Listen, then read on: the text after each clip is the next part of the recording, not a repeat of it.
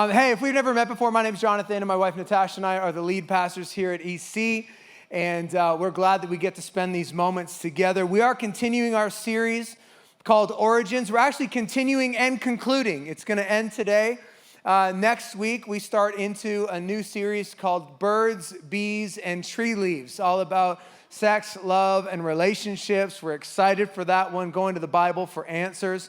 Really with the same sort of idea that life creates questions. There are questions that we've been trying to answer about who are we, why are we here, why does it all matter, where did we come from? The Bible offers answers to those questions.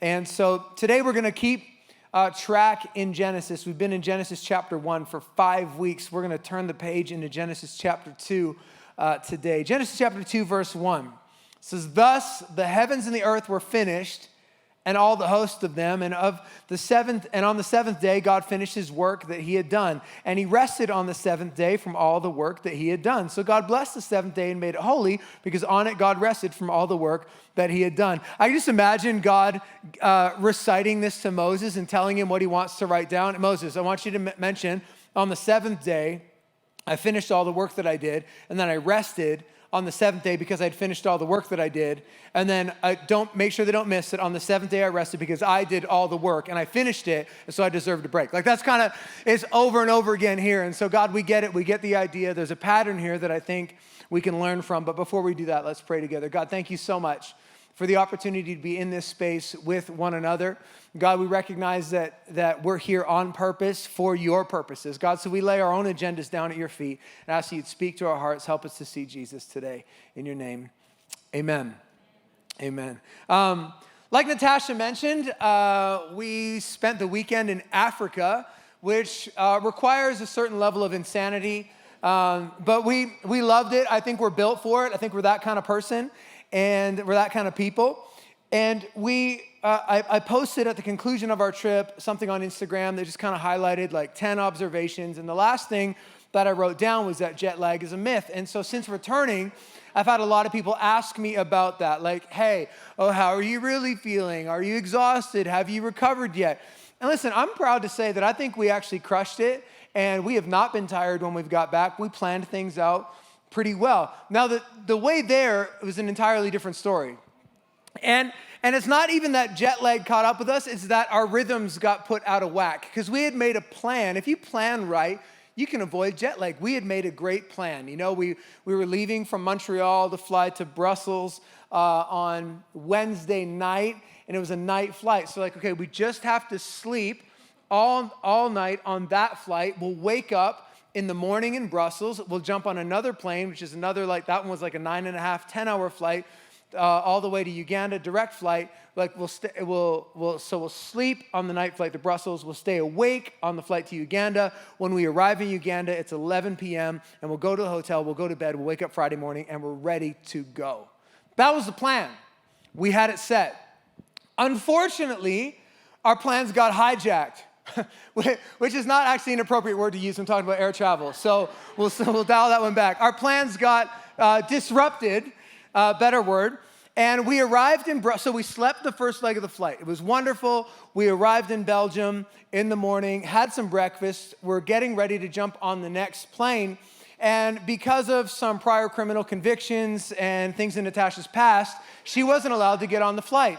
And no, that's not true. But we did have a paperwork issue, and so the friends we were traveling with boarded and went through the gate, and we got told we couldn't get on the plane. And I'm trying my best to represent Christ as I'm discussing the situation with the airline people and trying to work it all out. Basically, we got denied. We had to get off the plane. We couldn't even get on the plane, sorry. We had to go through customs, leave the airport, venture out into Brussels, Belgium, find a spot where we could get the paperwork corrected, book new tickets, come back to the airport, get on a plane 12 hours later, and then fly to Africa. Now, it was a little bit crazy. Needless to say, our marriage was strengthened through the whole thing because it was adversity that we faced together as a cohesive unit. So we're delayed 12 hours. Our plan got messed up.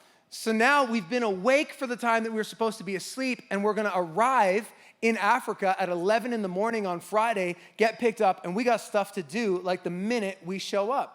And so we know, okay, now we're getting on this plane. We have to sleep on this flight. So, okay, we're going to sleep. We're going to do this. We're prepped. We're emotionally ready for it. The problem was this was not a direct flight anymore, okay? So we take off. We have our airplane food. We're feeling good. Our eyelids are getting heavy. And of course, instead of direct to Uganda, we touch down in Vienna because who doesn't want to go to Vienna for a little bit? So we're in Vienna and we're awake again. Then the plane takes off again and we're like, okay, we're just starting to get tired. Like eyes are just getting heavy. Like this is it. We're going to get 4 or 5 hours of straight sleep. It's perfect. We'll be fine. And the guy sitting beside me on the plane starts to throw up. So like there's an aisle and then there's barfs a lot. Okay? And we're minded, like you got to understand, we're almost asleep. We're resting. We're experiencing the rest of the Lord. And all of a sudden there's, Wah! I'm like, this is not happening. And I look over, it's for sure happening. And there's a bunch of flight attendants come. There's 4 or 5 flight attendants like right beside me. And this guy is filling bags as fast as they can hand him bags. So they hand him a bag, it's full. He passes it over. They hand him another one. It's just succession. It's over and over. I'm like, can we not get this guy to a bathroom? Like I would have gladly given up the convenience of having 2 washrooms to let this guy get on his face and suck the toilet for the rest of the flight. Would have had no issue with that, but for some reason that wasn't an option. So he just stays there and he just keeps throwing up and throwing up. And so these were not good seats. Like we're at the back of the plane. It smells like airplane food, feet, and now stomach bile. And imagine trying to sleep with that. I'm just trying not to throw up myself. Like every time I hear it, I grab Natasha's hand just a little bit more. And so it's all bad. It's all nasty. It's all bad. And of course, it's a major distraction. And then his wife gets up. God bless her. I hope she's okay. But she gets up and stands in the aisle for a second. He's puking, and she passes out in the aisle. Like, just hits the ground. I'm like, she's dead. Oh my God, she died. So no joke, is there a doctor or a nurse? I'm like, is this really happening right beside me on the plane? And I'm watching while airline staff are like, ma'am. They're like sprinkling water on her face. They're as terrified as I was. And it's so crazy. They dragged her up the aisle, and I won't even tell you what airline. They dragged her up the aisle and made a space for her up near the washroom so she could just like die peacefully. I don't know, like just lay and recover. And then her husband, they eventually move him up there. And so for the rest of the flight, until we had to land, we got these 2 people in this makeshift hospital up on the floor with blankets and pillows. It was just the worst. Like we didn't get any sleep on that leg. And then of course, because it's the milk run, we stopped in Ethiopia because who doesn't want to spend a few hours in Ethiopia before you get to Uganda? It was just crazy. So all to say, we arrived at 11 a.m. We landed, we got picked up, and it was basically like, we're on it. We had time to go to the airport or go to the hotel and check in, and our driver was there, and we're whisked away to an event. And so we end up at this church event. Now, if you've ever thought to complain about how long our church services are or how long I talk for, I'd love to bring you to Africa with me for just one Sunday. Oh, he was 47 minutes in church. You don't even know. This church event we rolled up to is 5.5 hours long. And the first 2 hours, we have not slept in a long time. We still feel like we're breathing in the puke from the airplane. And we get dropped into this social gathering where we've got to interact with a few hundred people that we don't know, have never met, in a different country, haven't even really eaten anything because we're not sure what's okay to eat. Certainly haven't drank the tap water. And we're there, and it's a socially exhausting situation, and we're already tired. And then we get brought into the service. I like church. I like the singing. I like the clapping. I like the dancing. I like the preaching. I like church. But it was a struggle to stay alert in church. It was pretty good while we were standing. That was fine.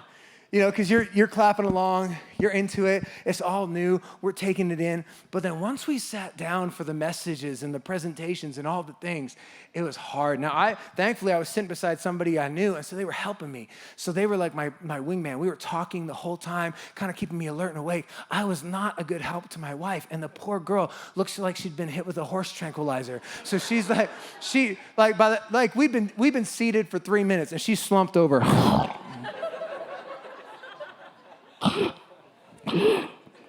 I'm like, babe, I'm preaching here on Sunday. They know we're guests. You cannot sleep right now. Like every time I stopped trying to wake her up and I started catching the drool so it didn't get on her dress. She looked so pretty, but she was so tired. I'm just getting the drool off her chin and she's doing her best. But then there's moments where you gotta you're standing up and you're honoring somebody. We're back into worship. I'm like, hey, you gotta stand with me. I can't. I get up. Like it was just up and down. It was the craziest thing. Like we were so tired. But I mean, I'm just trying to help her look engaged. She's getting mad at me. She's just, stop it. Just let me, I can't do it. I can't do it. It's amazing what happens when you're exhausted. I mean, it was hard to socialize. It was hard to process what was going on. We were agitated with each other. We're getting after each other. Emotions are on the surface. We're missing out on things. It was nuts. All because the rhythm we had planned for our rest got thrown out of whack. It would not be a stretch to suggest that collectively the human race, we're living in a time and a day and age where our ability to interact with some civility on social levels is in decline. Emotions are close to the surface. We're triggered about everything. People are exhausted, worn out, stressed out, searching, overwhelmed. It's got me thinking, is there maybe something wrong with our rhythms? Is there maybe something wrong with our rhythms of rest? And what I love about Genesis is that Genesis actually gives us patterns for human flourishing. And the whole creation narrative really, if you kind of take a step back and just look at it, it gives, and we see this in Genesis chapter 2, verse 1, a pattern on how to flourish as humanity. The heavens and earth were finished. On the seventh day, God finished his work that he had done, and he rested on the seventh day from all of his work he had done. There is a divine pattern here for human flourishing. God worked the first day. Let there be light. He worked the second day. Let there be sky. He worked the third day. I want land and vegetation and plants. Then there's the fourth day, the sun and the moon and the stars. Then there's the fifth day, the birds and the fish. Then there was the sixth day, and God worked, and it was creating animals and then creating us. And then on the seventh day, God entered into divine rest. He sits on his throne and looks over and takes delight in what he's made, divine rest. There's a pattern. So it's day 1 work, day 2 work, day 3 work, day 4 work, day 5 work, day 6 work, day 7 rest. I just want to make sure we got the pattern, okay? This is like a pattern for human flourishing. So work, rest. Say it with me. Here we go. Work, rest. Okay, say it one more time. There's no test, but I just want to make sure we got it. Work, rest. Now, in honor of the Super Bowl coming up and the halftime show, I want you to sing it with me like Rihanna, okay? So we got like work, right? And you know it. Don't leave me up here by myself, okay? We're gonna do it together. Work. Set me happy, work. Okay, you got it, okay. I didn't know that Rihanna was writing worship tunes, but this is directly from Scripture. She could have done like 3 works or 4 works. No, she did 6 because it's Bible.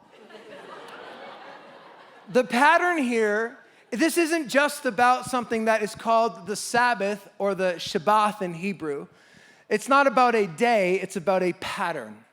It's about a pattern for human existence. The Shabbat is Sabbath, the 7th day of the week, when creation was complete. God didn't rest on the 7th day. He didn't have like a work, rest pattern because he was tired. God didn't need to take a vacation. God did not take a day off work. Like at no point did he cease to be the sovereign ruler over all creation, sustainer of heaven and earth, who governed by his providence everything that's happening in the world and cherishing his creation. He did not take a break from being God. But he rested to show us that his work was finished and complete. There was nothing left for him to do, and gives us a pattern regarding the structure of time. That we have to have a Sabbath rhythm built into our lives where we can take a moment to pause and enjoy the goodness of his creation, what he's made for us and what he's done through us. It's an example. The Bible says that he blessed the seventh day, which is interesting because through the whole creation narrative, he only blesses two other things. He blessed the animals and said, be fruitful and multiply. Then he blessed humanity and said, be fruitful and multiply. But he didn't bless any of the other days.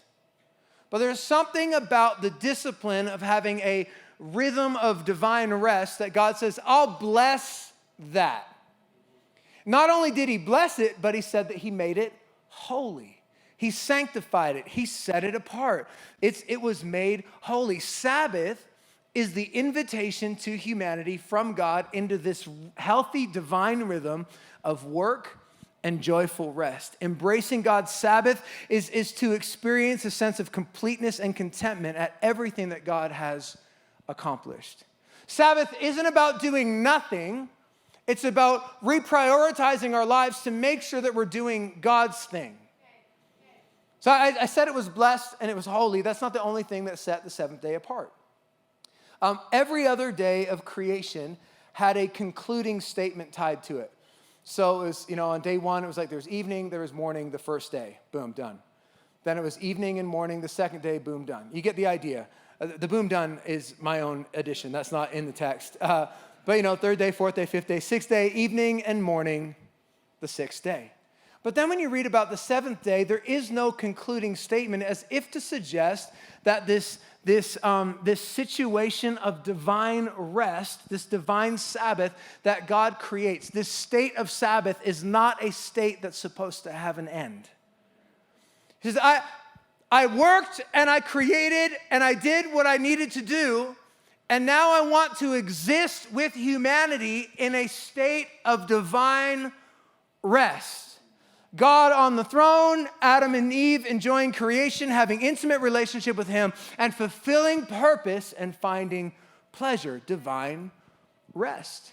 Yes, in divine rest, in healthy Sabbath, there is actually work to be done. Genesis chapter 1, verse 28 says, this is the command given to Adam, be fruitful and multiply, fill the earth and subdue it. Have dominion over the fish in the sea and over the birds of the heavens and over every living thing that moves on the earth. This was a charge, responsibility given to Adam in the context of divine rest. In Genesis chapter 2, God comes to Adam and he says, hey, Adam, I want you to work the garden. I want you to keep the garden. I want you to take Eve. I want you to go name all the animals. It's going to be great. And so there's this partnership, and the only command that's given to Adam in this space of creation is don't eat from one tree. That's it. No other command.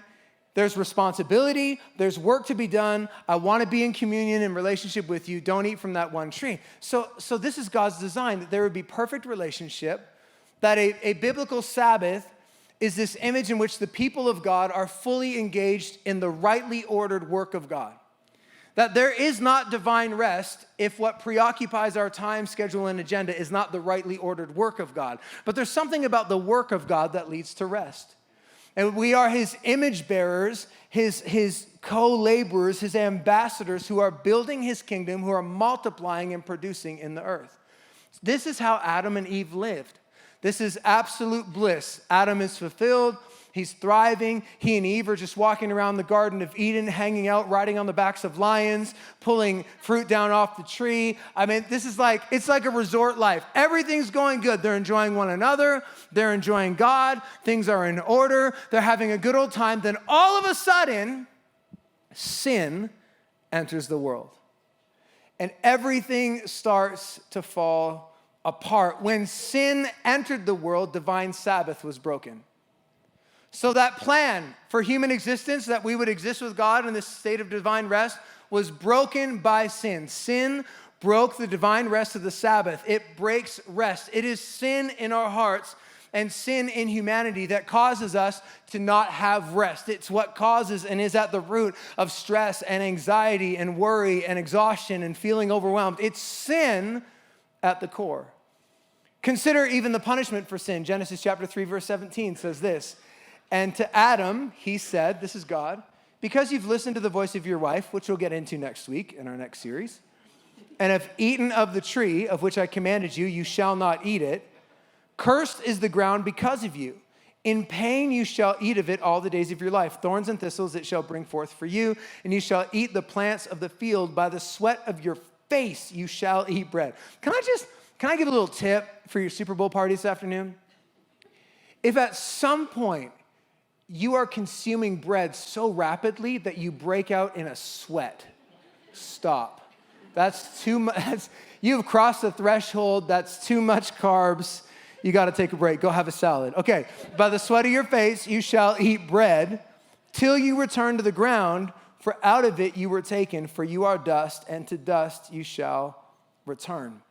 Just look at the language here for a minute. So before sin, Adam had responsibilities and was stewarding God's creation and being fruitful and multiplying and bringing forth produce. He was doing all of that. But now after sin, the language shifts and it says, no, from the earth now, in pain you shall eat of it.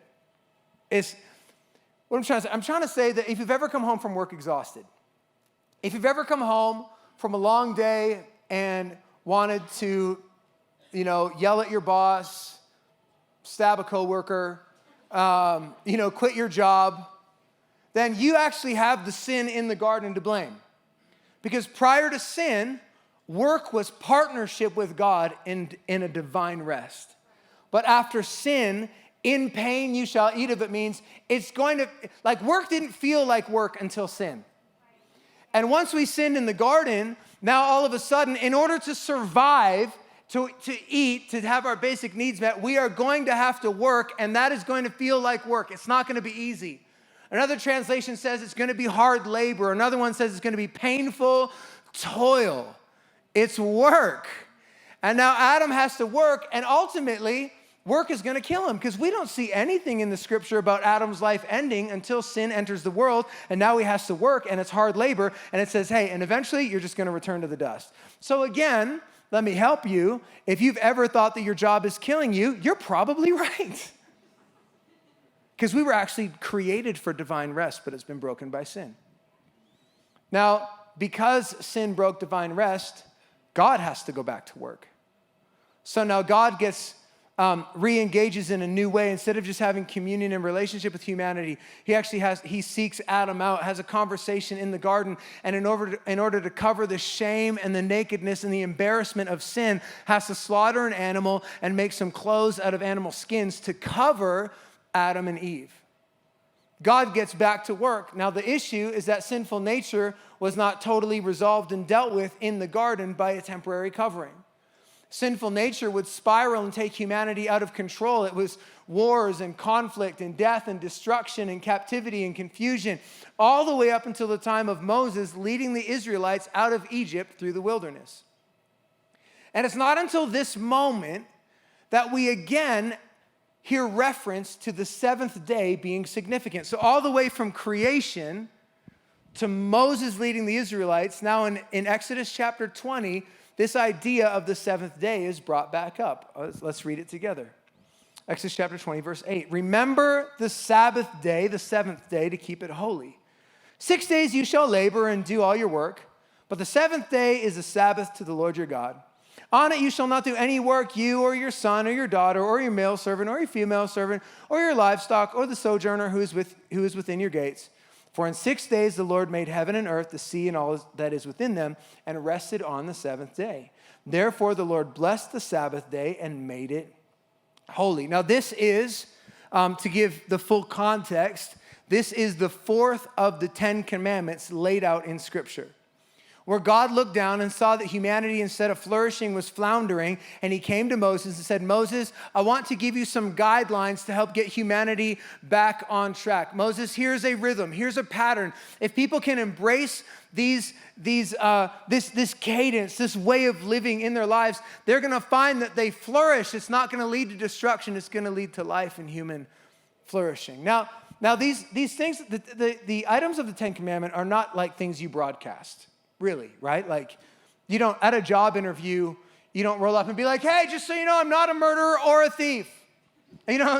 There are these internal convictions that are operating underneath the surface that help guide how we exist. This is the way it is with the Sabbath. And the Sabbath instruction in Exodus chapter 20, commandment number 4, gets more ink, gets a full paragraph. Every other commandment gets a sentence. Don't murder, don't lie, don't steal, don't cheat on your wife. This gets a whole paragraph. It's important, it's significant.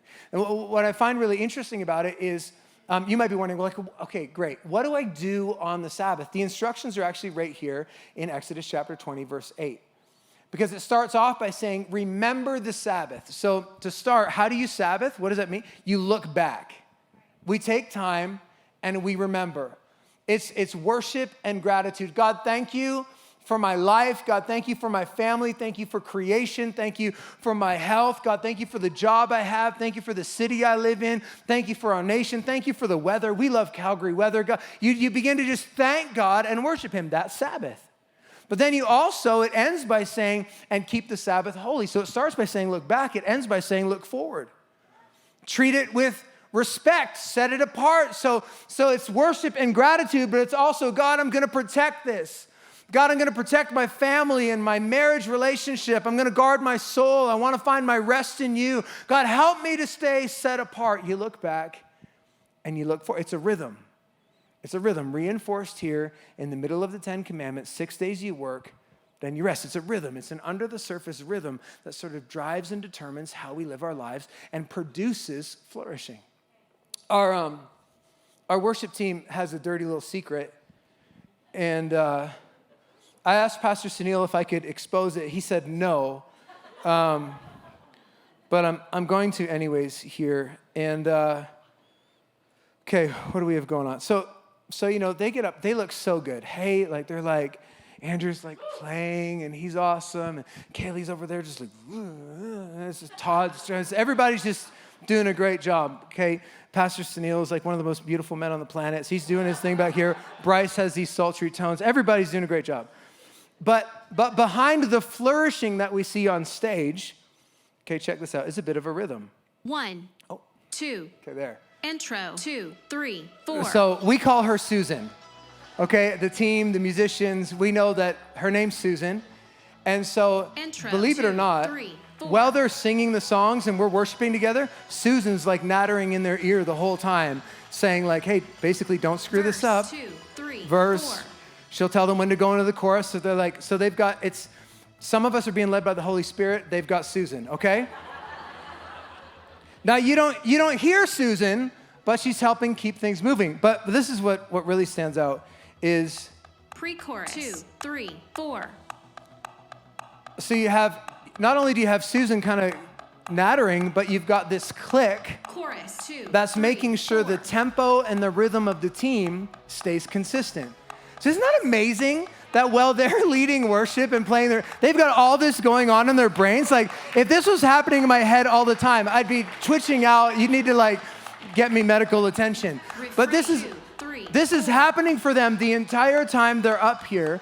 And what it does is it helps them operate as a cohesive team. It creates unity from one instrument to another, from one vocalist to another. It helps them lead and guide and flourish on stage, not because of what we see on the surface, but because of the rhythm and the cadence that's under the surface, helping them move in the right direction. Now, the same thing is true for our life, that God is introducing into us a rhythm. Give it up for the worship team one good time. Hey!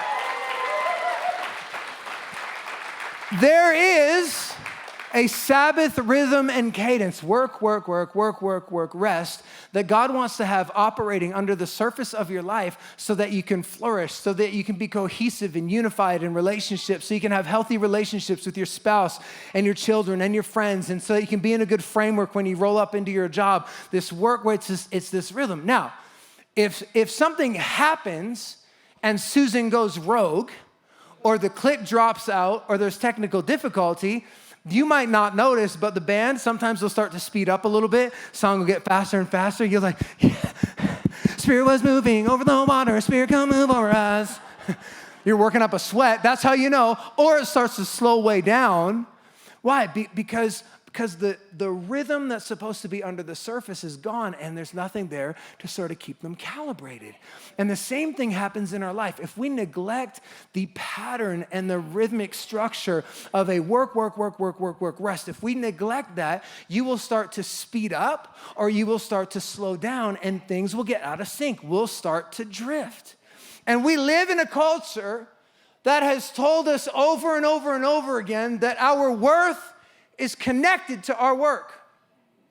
And so if we buy into that mentality, the lie is that the more connected I stay to my work, the more I'm worth. And so we wear busy like it's a badge. Like we're up on our social, like this morning I've got this and this and this, and then I'm here and here and here, and look at my calendar, and look, no, it's crazy. We can't celebrate that. We are actually at a point in culture where we celebrate and glorify things that God is saying, man, Adam, you work too much. It's going to kill you. But we're like, oh, no, way to go. You're high capacity.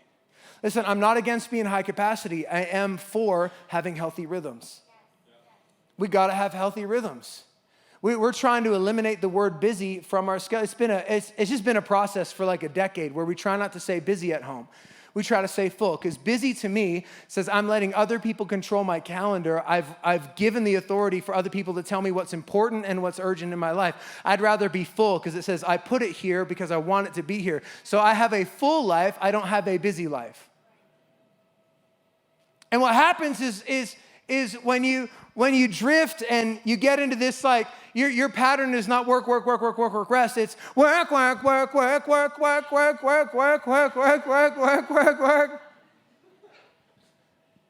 That can't be sustained long term. And so you get into that pattern and you think that taking time off is going to give you rest, but it doesn't. You think that a vacation is going to be rest, but it's not divine rest. You think that 8 hours of sleep is going to fix everything, but you wake up and you're still stressed and you're still exhausted and you're still hanging on by a thread because it's not the kind of rest that God invites us into. As long as we're building our kingdom and not His kingdom, we'll never know divine rest. You know what I've discovered is that it is interesting how if you look at the Sabbath day, commandment number 4, and kind of the list that it's nestled inside of, it doesn't seem to really connect with the others, does it? I mean, I would guess that almost everybody in the room today, we'd be all in on most of the commandments. Do not murder. Yep, we're in on that one. Don't lie. Okay, yep. Most of the time, I can get behind that one. Don't steal, yep, great. Don't cheat on your spouse, yep, great. No, you shouldn't cheat on your spouse. You know, we can get behind most of the commandments, but for some reason we remember the Sabbath day and keep it holy. Like, it's like, man, how did that get in there? Like the other one seems so significant, and this one's like, yeah, but you don't understand my schedule. You don't know my debt load. You don't know what it's going to take to move ahead in my company. You don't know how much I got on my plate right now. And we kind of excuse our ability to. You know what I've discovered is that if you don't keep commandment number 4, you end up breaking the other ones anyways. Well, because you're lying to yourself about the benefits of work. You're stealing moments from your family and your children that God designed to be memories. You're lying, you're stealing. You're probably cheating on your spouse with your job. You've definitely created an idol in that you're bowing down to the idea that you could provide for yourself and take care of yourself better than God could take care of you. But I don't want to just harp on the work, because I think there's many of us that would lean that direction. There's another group that I'm not going to ask for a show of hands. But there's the rest. I'm lazy and I rest. Like you're here too.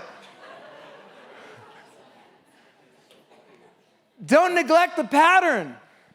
Because see, the prerequisite for real rest is real work. In fact, it's I'm going to work 6 days and then I'll rest. That's the prerequisite. The rest and laziness are not the same thing. A lot of people talk about rest and they just use it as a shield to get out of taking responsibility. Oh, Pastor Jonathan, I'm just in a Sabbath season. Okay. That's interesting. Sabbath season. The Sabbath is a rhythm. It's not, the winter, spring, summer, fall, hockey. Christmas, I guess, too. Those are the seasons I'm familiar with. We celebrate those ones in my house. There's no Sabbath season. Now, I want to be clear, there might be a season of grief. And if you're grieving, then you know what? I think that you need to be in community and get surrounded and built up and cared for so that you can get back into the healthy rhythm of work, rest.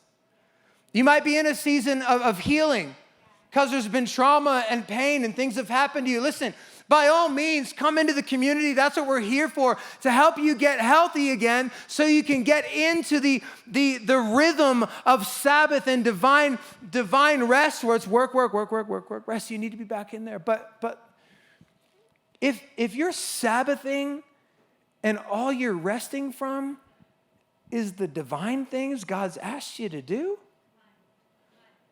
then that's not really, that's like a no, Jonathan, don't say it. It's a BS Sabbath. Big spiritual. We'll call it the big spiritual Sabbath. Like you're over-spiritualizing something that's actually not really that spiritual, is it? It's not really a Sabbath. Because if you're on a Sabbath, but you're not resting, you're still working overtime, still binging Netflix, still ripping away on trips, still running the kids like 17 different directions on a Saturday morning, then are you really resting, or are you just trying to get out of the responsibility to produce spiritually? The divine created purpose, created to reflect the image of God, to partner with the Lord in stewarding his creation and helping other people know him.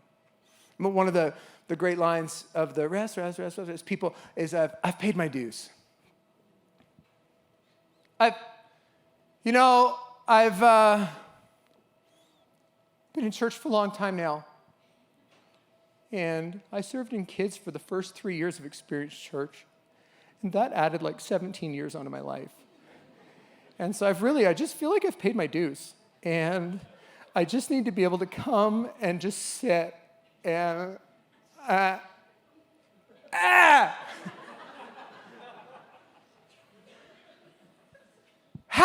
What gospel do you believe if you think that somehow we could possibly pay our dues and be off the hook from what God has divinely created us to participate in?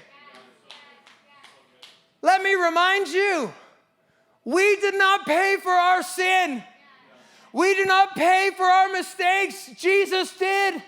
And he paid a price once and for all. That's why they sing the song, Jesus paid it all to, oh, there we go. To him I owe.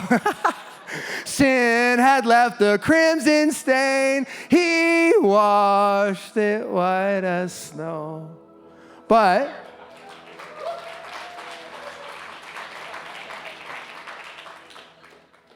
okay, here's the reprise. I have paid it all. Off to church I go. I will find my comfy seat, and I'll get home before my lunch is cold. That's the I paid my dues remix. Paid your dues. It's actually just bad theology. What it really says is I don't want to stretch, I don't want to grow, I don't want to give, I don't want to sacrifice, I don't want to reflect Christ. Anything that requires anything of me, I try to get out of it. And I'm sorry, but being in a relationship with God means there are requirements on us to live with purpose and productivity, a created purpose. I reflect him. I am his image bearer in the earth. My commanded purpose to be fruitful and multiply in a way that is rewarding and life-giving. The Israelites had a hard time keeping the Sabbath. I mean, they got the 10 Commandments. The hope was that they would adhere to these rhythms and it would help lead to flourishing, but it didn't. In fact, things got so legalistic that where God gave one thought, one idea, hey, work 6, Enjoy creation for one. The Jewish people somehow created like 39 sets of rules to govern the Sabbath. So they were restricting, like, man, it got crazy. Like, you could only walk so many steps on the Sabbath, and you could only interact with certain people on the Sabbath. And there was places you could go, and it got so legalistic that what God actually gave as a, hey, this rhythm will help you. This rhythm is for you. This is meant to be a blessing in your life, became a burden because of a religious attitude and perspective, all the way to the point where in the New Testament, the Pharisees are trying to catch Jesus and get him arrested and crucified for violating the Sabbath when he's just healing somebody. Like, they're totally missing the point of the rhythm that God said, guys, this is for your benefit. And they didn't get it right. How do we get the Sabbath right? We have to figure it out. I was thinking earlier this week about the phrase that we use when somebody passes away. The burial, say, oh, they're laid to rest. I don't really want you to say that about me when I'm dead. I'd rather rest on my own terms. Thank you very much. Laid to rest, finally. Finally getting some rest. Really? When it's too late? I've never talked to anybody looking eternity in the eye who said, man, I wish I had more meetings. I wish I spent a little less time with my kids and my spouse. I wish I spent less time enjoying God's creation and being grateful. Not one. But every person before they're laid to rest says, man, I wish I had spent more time on the things that matter most. How do we grab hold of the rhythm of Sabbath and make sure it takes root in our lives? Hebrews chapter 4, verse 1. This is good news for us. It says, therefore, since the promise of entering his rest still stands. So even though it was broken by sin, there is still a promise and an invitation for you and I to come into his rest. Let us be careful that none of you be found to have fallen short of it. For we also have had the good news proclaimed to us, just as they did in the past, but the message they heard was of no value to them because they did not share the faith of those who obeyed. It takes a lot of faith to trust God to rest. To trust God that his work is going to be enough. Verse 9 says, there remains then a Sabbath rest for the people of God. For anyone who enters God's rest also rests from their works, just as God did from his. Let us therefore make every effort to enter that rest. The fact that it says that rest means there is also counterfeit rest. And we will run to things that are counterfeit rest that don't really rejuvenate the soul. But it says, make every effort to enter that rest, so that the divine rest, so that no one will perish by following their example of disobedience. How do we make every effort to enter into that rest? 3 quick thoughts and we're done. We have Super Bowl parties to get to. Number 1, Sabbath is planned. Can I encourage you? I'd like to suggest that you need to have daily, weekly, as much as your job permits. Our culture's not the same as the culture a couple thousand years ago. You know, there are people in the room that work 24 and 4, and some people that are working like you're 4 days, 4 nights, 5 days, 5 nights, 37 off. Like, I don't know. There's a lot of different schedules. It's a good gig. You can get that one, keep that one. But within your work schedule, plan Sabbath. In your daily schedule, plan Sabbath. In your annual schedule, plan Sabbath. Don't neglect your vacation. There is no badge or reward for being somebody who has vacation days left over at the end of the year. Good for you. You lack discipline. Daily Sabbath. Like, you know, take 15 minutes. Take 20 minutes to start your day and just be at rest before the Lord. Put on some worship music. Read a little bit of his word. Look, remember, God, thank you. Thank you for everything that I have. Thank you for the life that I'm living that I don't deserve. God, thank you. And then look forward. God, help me to live with purpose. Help me to live with eternity in mind. Just take some time every day to recalibrate with a Sabbath rhythm. do the same thing in your work week. Well, what am I supposed to do? Well, you do things that rejuvenate you. You do things that refresh you. You know, they might be different for different people. You know, I don't like building things. That's stressful to me. That doesn't feel like a Sabbath when Natasha's like, can you make me a table? I'm like, you're going to have to pay me. That sounds like work. For some of you, that might be like, man, I love working with my hands. I relax. I feel like I connect. Just do something that refreshes, rejuvenates. Spend time with your family. Look your kids in the eye. Put your phone away. Sabbath. The day isn't really the important thing. In fact, from the time of the Ten Commandments up until present day, Jewish people observed the Sabbath on a Saturday. But when Jesus rose from the grave, he rose on a Sunday, and so early Christians started celebrating Sunday as their holy day, created some conflict and confusion. By the time of 300 AD, when Constantine was emperor, he made Christianity the religion of the Roman Empire, and the Sabbath was Sunday. Fast forward 1,200 years or 1,500 years, whatever it is, to the settling of Western civilization, or at least North America, and there's this debate, well, do we do Saturday for the Jewish people, or is the Sabbath Sunday for Christian people? And because we're kind of lazy in Western culture, we're like, you know what, we should have both. Thus came the 5-day work week. Let's double up on the Sabbath. But then we fill it with all kinds of nonsense. Listen, what I'm saying is don't fight the rhythm. There is a creative order that we can't fight. Don't fight the rhythm. The second thing, Sabbath needs to be planned. Sabbath is powerful. If you look through the life of Christ, we're not going to jump into a study of the life of Christ right now. If you look at in his life, he had a healthy rhythm of withdrawing from the crowds to go spend time with his Father. He had a Sabbath rhythm. He had a rest. And it was out of those seasons of and rhythms of rest that some of the most amazing miracles took place. What if the amazing miracle or the creative business idea or a fresh perspective on your relationship or your kids or even outlook on your life is just on the other side of a Sabbath rhythm that you've been missing? Sabbath is powerful.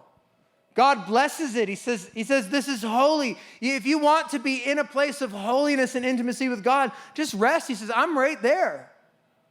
Jesus had this rhythm of rest so that his work was effective. Sabbath is like a prize fighter when they go back into the corner of the ring.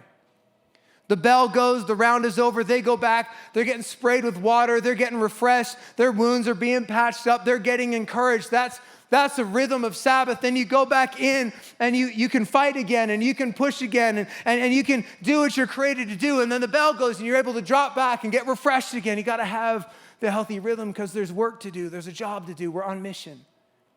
The final thought is that Sabbath is a person. If divine rest was broken by sin, the only way for it to be restored is through relationship. It's through a Savior. And God teaches us in creation by using a day as an example. And the word for day simply means a period of time or an age.